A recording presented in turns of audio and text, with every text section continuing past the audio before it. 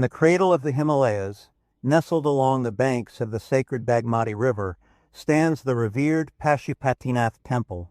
It is a place of mystique and legend, whispered of in the Vedas and elaborated upon in the Puranas.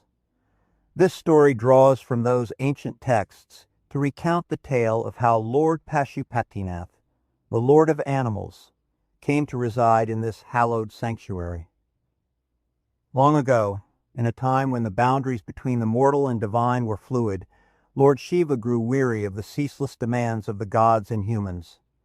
Desiring a reprieve from his cosmic duties, he descended to earth, assuming the form of a magnificent bull.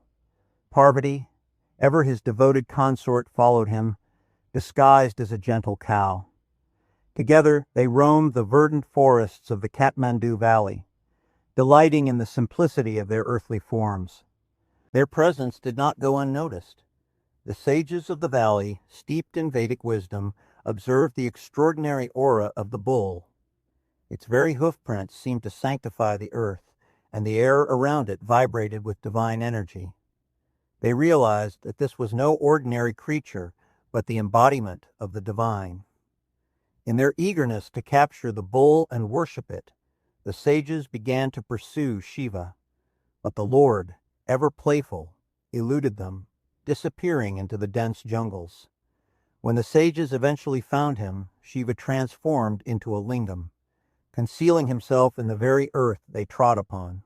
The story of Shiva's transformation is mentioned in the Skanda Purana, where it is said that when the sages began digging into the ground to find him, the lingam revealed itself in blazing light, radiating an energy so profound that all who beheld it were overcome with devotion.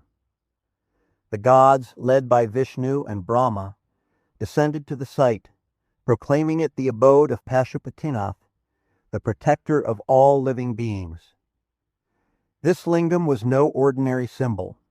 It embodied the union of Shiva's transcendental and immanent forms.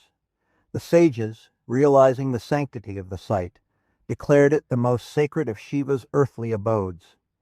From then on, Pashupatinath became the eternal guardian of the valley and its creatures. The Yajurveda often refers to Shiva as Rudra, the wild and primal force of nature. Pashupatinath's name is rooted in this aspect, for he is the protector of animals and all sentient beings. The animals of the forest, recognizing their lord, would gather at the temple each night, offering their silent prayers. According to the Matsya Purana, a celestial cow, Kamadhenu, visited the site daily, anointing the lingam with her divine milk, thereby sanctifying it further. It is said that even today, the presence of animals at the Pashupatinath temple, particularly the monkeys, deer, and birds, is not mere coincidence but a continuation of their ancient bond with the divine. In the Shiva Purana, there is a prophecy that the flame of devotion at Pashupatinath will never extinguish. As long as living beings worship Shiva with pure hearts, the temple will remain a beacon of spirituality, even through the darkest of ages.